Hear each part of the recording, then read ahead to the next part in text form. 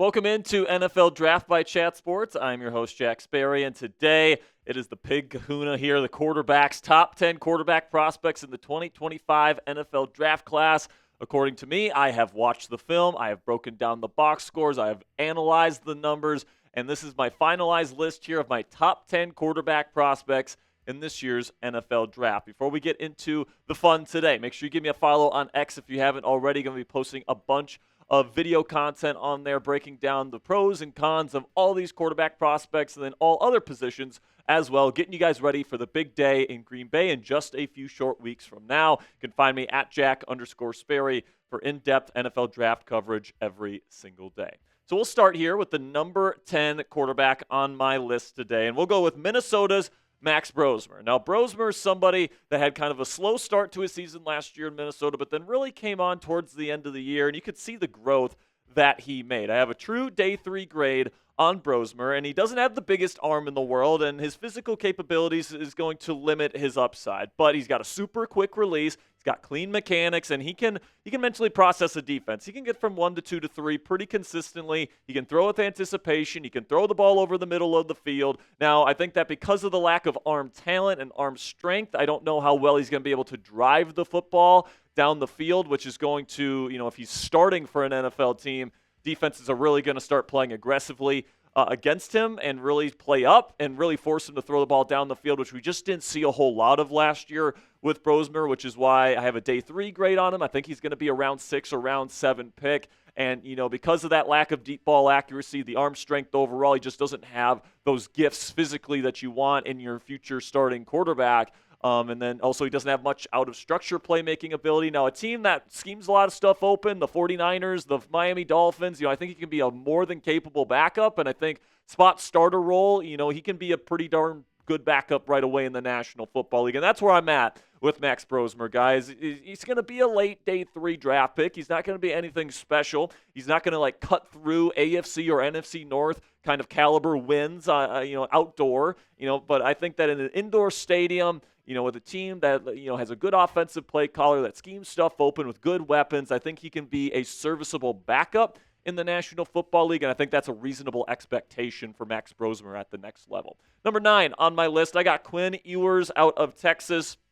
Now, Ewers has the physical talent to be a potential starter in this league. Super quick release, very fluid mechanics, really good arm talent, can throw the fastball when he wants, can throw with some really, really nice touch when he wants to as well, and when he's really doing a good job adjusting to what the defense is throwing at him. He's got good size as well, but the pocket presence is atrocious, some of the worst in this class. The athleticism outside of the pocket is not phenomenal either. He's dealt with some injuries, he's had a big fumble issue, and just generally inconsistent on his college film. All right, that is the big thing with Quinn Ewers. And, it's not a good thing that you're surrounded with all this talent. You got a NFL left tackle in Calvin Banks Jr., you've got Matthew Golden, you've got Isaiah Bond, you've got Nick Sarkisian calling your plays, you got a really good defense, and you're not able to really elevate your play to the level that it should be. And Ewers, the last several seasons, has been projected as somebody that could be a first-round pick because he does have that arm talent.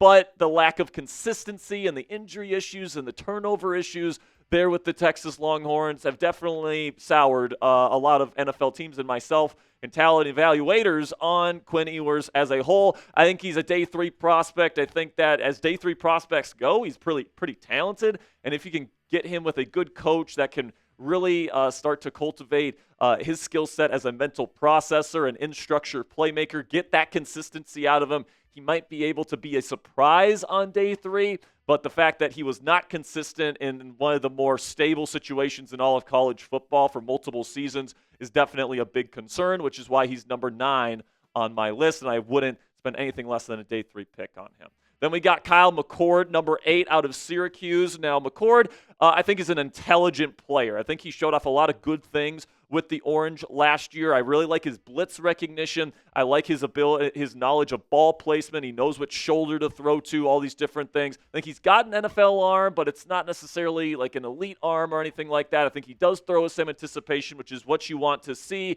And I think, despite the fact that he's not the best athlete in the world, he does have some good playmaking instincts, brings some good size to the table. But the cons on him, I think he's got a longer release, which is going to lead to some strip sack fumbles. It's going to he doesn't have the cleanest mechanics in the world, and then he's got a big turnover issue, a very, very high turnover-worthy play percentage from last year. He can predetermine a lot of his throws, so if a defense rotates their coverage post-snap, McCord will throw it into harm's way and not really check post-snap. So I think his pre-snap processor is pretty good. His post-snap processor isn't as good, and it does lead to some turnover-worthy plays. I think he's a day 3 prospect because of that longer release, because he doesn't have an elite NFL arm, because he doesn't have great playmaking upside either, and he pairs that with a turnover issue. My take on him is that I think he could be a pretty decent backup. He's an intelligent player. He's somebody that I think will probably be able to survive on an NFL field, and he'll have a chance to develop into a decent NFL backup quarterback.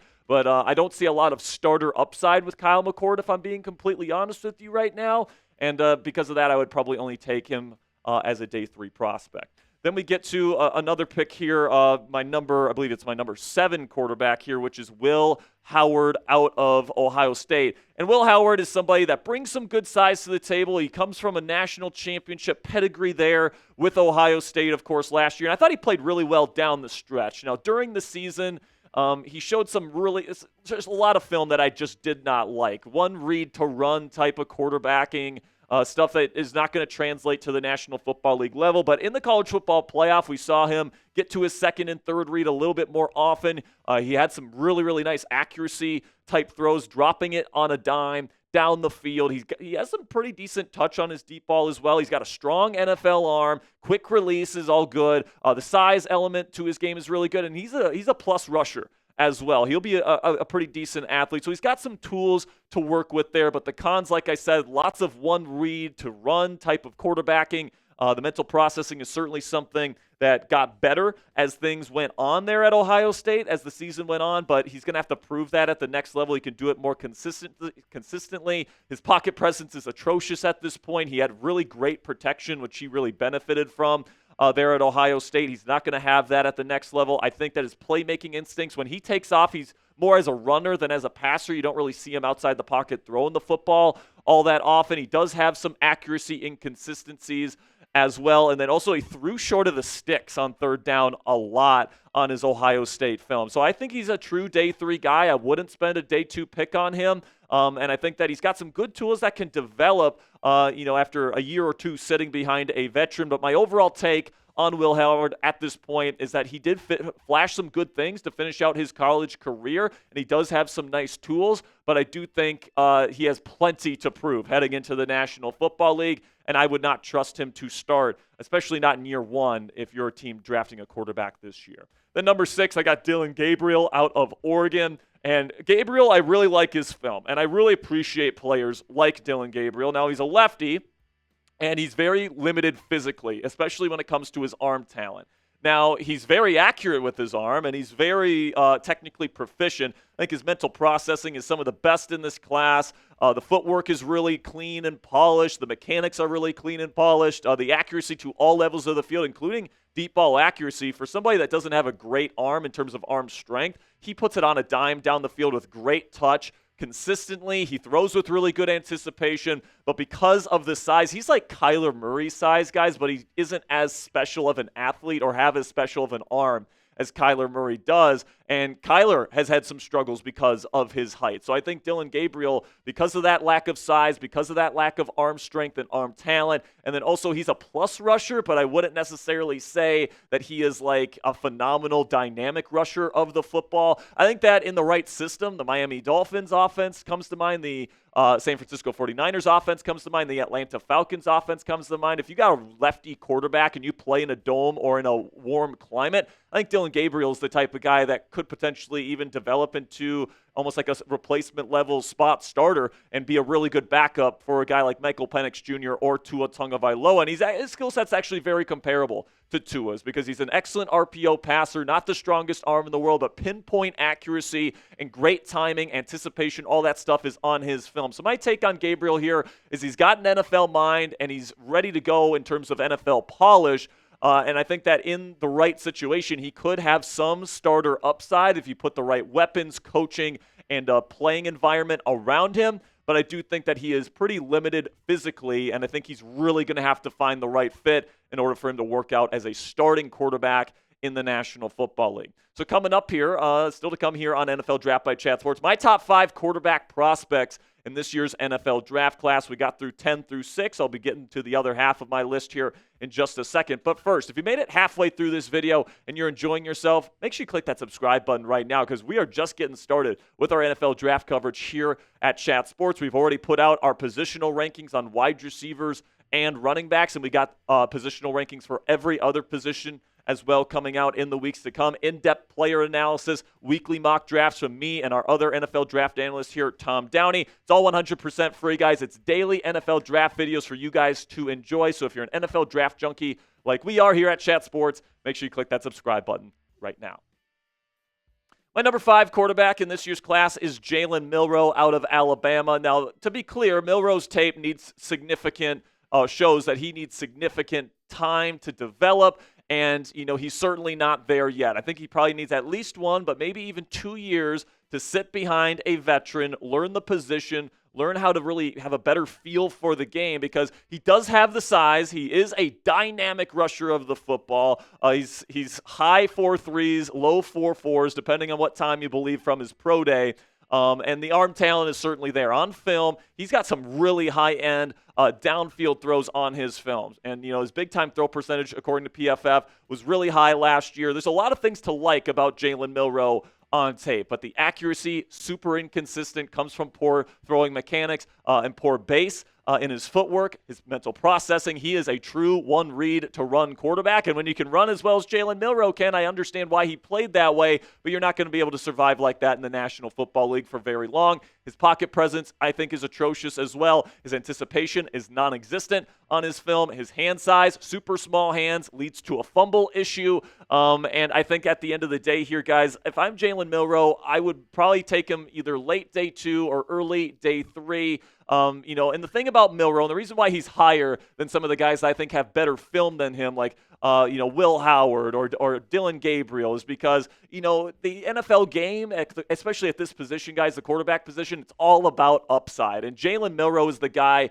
in this class that has the tools, that has the high upside, and there's a relatively, decent chance that he could hit that, especially if he has time to develop. And he could be legitimately a stud quarterback at the NFL level if he can develop in the other areas that he needs to develop in. I won't say that the chances are necessarily super high, but I also don't think the chances are super high that guys like Dylan Gabriel, Will Howard, Kyle McCord, the guys we've already talked about on today's list, are going to become high-end starters either. So I think that Milroe definitely needs significant development. He's probably going to have to sit at least 1 year, probably 2 years before he gets there. And if you're drafting him, you're probably going to have to be patient with him. But if he hits, he could seriously be one of, if not the best quarterback in this class. Then we get to my number 4 quarterback in this year's class, and that is Jaxson Dart out of Ole Miss. Now, when I look at Dart, I think that he's supremely accurate. I think that he's got great touch on his deep ball. I think that he makes relatively good decisions on his first read. He's a proficient RPO passer,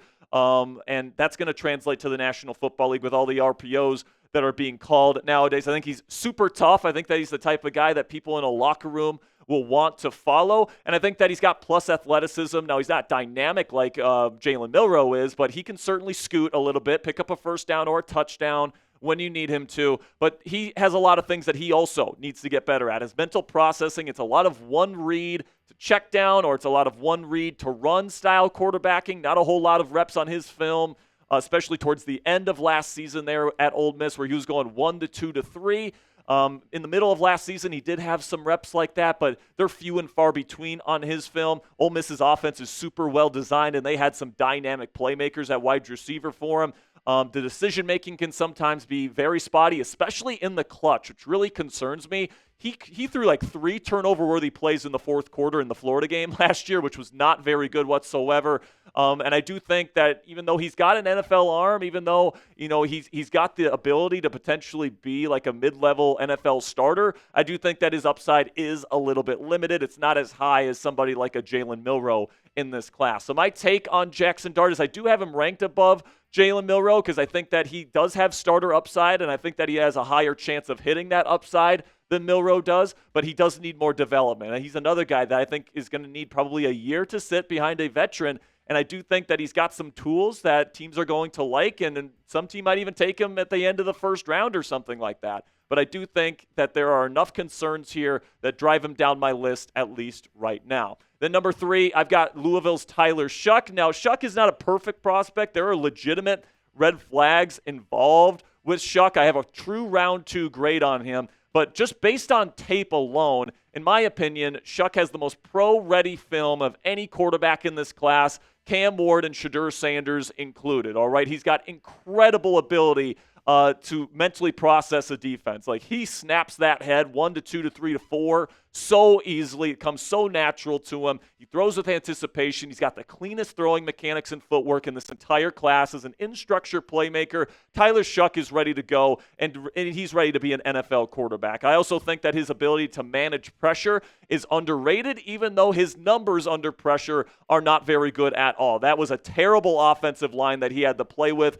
at Louisville last year. He had some wide receiver issues last year. Ja'Cory Brooks was his number 1 wide receiver. He might not get drafted this year. That shows you how bad Tyler Shough's surroundings were last year. And because he's an older quarterback, because Louisville wasn't like a top of the rankings type of team last year, not a lot of people have heard Tyler Shough's name, so they just assume that he's bad. But he's got an NFL arm. I would say an A- NFL arm.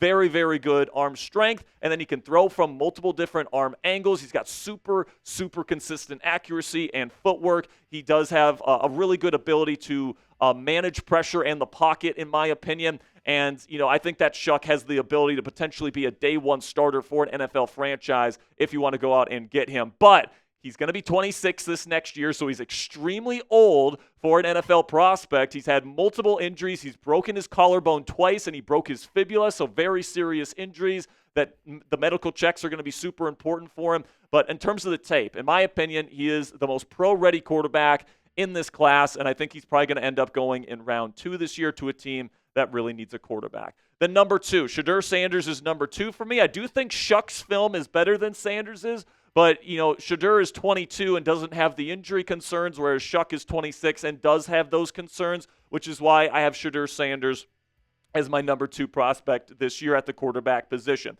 Now, whereas I have Shough as a true round 2 grade, I have Shedeur Sanders as a late round 1, early round 2 grade, all right? I would have ranked Shedeur Sanders behind all 6 of the quarterbacks that went in the first round last year. And, I think if you take Shedeur Sanders with a top 5, top 10 pick, it is a bit of a reach. I think that there are good things with Shedeur Sanders. I think he's got NFL size. I think his ball placement, especially short to intermediate, is excellent. I think that his throwing mechanics are very clean. His footwork is pretty good as well. The decision-making, he doesn't throw a lot of interceptions, and he tends to make the right read in the progression. The playmaking outside the pocket is also pretty good. He's an underrated thrower of the football on the run, which is something to keep in mind with him. But 2 big concerns that I have. Number 1 is his arm strength is okay, but it would be definitely like C- in terms of an NFL starter. All right, it's below average for an NFL starting quarterback. And then he pairs that with a lack of anticipation on his film.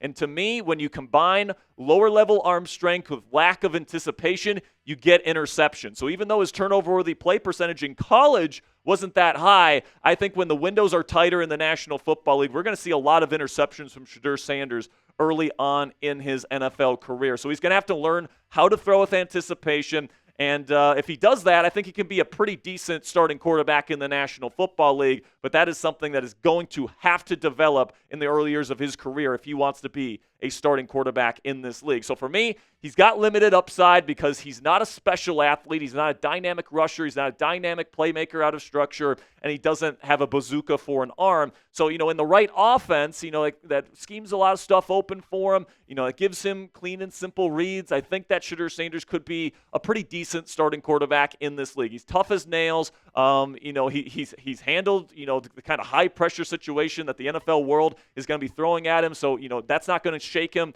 mentally speaking. But to me, I do think a top 5 or top 10 pick is a bit too rich for somebody with this limited of upside, especially when you could take a true blue chip prospect at a different position. Then number 1 on my list, far and away the top prospect at the quarterback position in this year's class, in my opinion, is Cam Ward out of Miami. Now, Cam Ward, I think his arm talent is actually a little bit overrated. It's not the strongest arm in the world. It's more than strong enough to play in the NFL.